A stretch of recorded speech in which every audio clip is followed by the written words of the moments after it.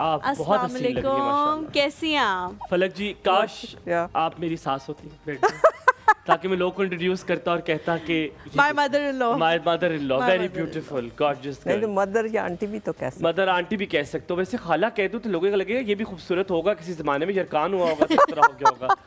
कहने में क्या हर्ज है, कह दूंगा ना खाला है मुझे यरकान हो गया था। आपने कलर कॉम्बिनेशन बहुत खूबसूरत पहना हुआ है। जिस तरह मैंने शुरू में कहा कि कुछ लोगों को कलर्स पिक करने आते हैं, इसलिए उनकी ड्रेसिंग जो है वो और ज़्यादा एनहांस हो जाती है, तो शायद यही आपकी खासियत है। आपने बहुत खूबसूरत रंग पहना हुआ है। Thank you.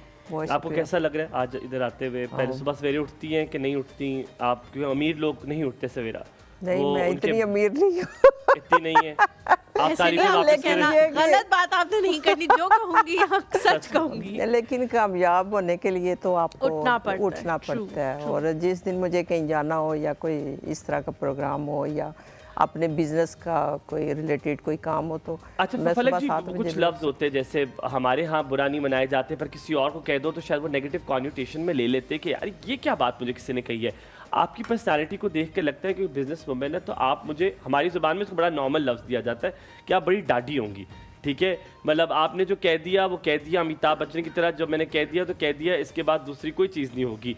So because of your this dominant personality, आपका ये डाडापन, और आपको क्योंकि आपको देख के ना कोई आपसे बेईमानी करे कि नहीं यार बेईमानी की रगड़ देना है मैंने, तो because of this you start this business, what you have to say on that?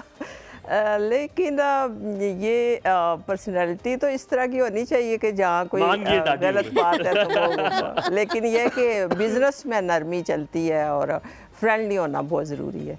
आपने एनवायरनमेंट ऐसा नहीं, आपने लेकिन फलक जी हर बंदा ये नहीं मानता। कुछ लोग कहते हैं कि नहीं, अगर आप बिजनेस में भी थोड़ी सख्ती ना करें, अपनी पर्सनालिटी एक ना बिल्डअप करें, तो लोग आपको बहुत इजी लेना शुरू कर देते हैं। वो समझते नहीं आपकी अहमियत। लेकिन अगर आपकी बैलेंस पर्सनालिटी है, जैसे बिजनेस में मेरा स्टाफ है तो वो इतना फ्रेंडली है मेरे साथ और मैं भी उनको सिखा के साथ चला रही होती हूँ, तो अपना बास होना या वो तो अगर अब खाम खागा गुस्सा निकालते रहेंगे तो वो भी तो। फलक जी, ये जो एक्स फैक्टर खातून में होना चाहिए, जो मैं अपनी बहन में बड़ा इनकलकेट किया, वो बड़ी छुई मुई थी शुरू में।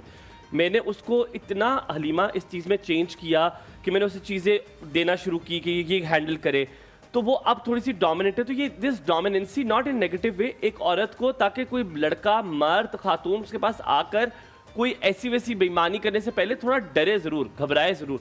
आपको लगता है कि हर खातून में ये अगर चीज़ हो तो ज़िंदगी बड़ी स्मूथ हो जाती है? क्योंकि ख़वातीन को यूजुअली लोग कमज़ोर समझते हैं, डर जाती हैं, घबरा जाती हैं, ये जहन में आता है। लेकिन देखिए हमारा तो माशरा थोड़ा डिफरेंट है बाहर के मुल्कों से, लेकिन ये है कि कॉन्फिडेंस बेटी को घर से पहले मिलता है। वालिदैन देते हैं, भाई देते हैं।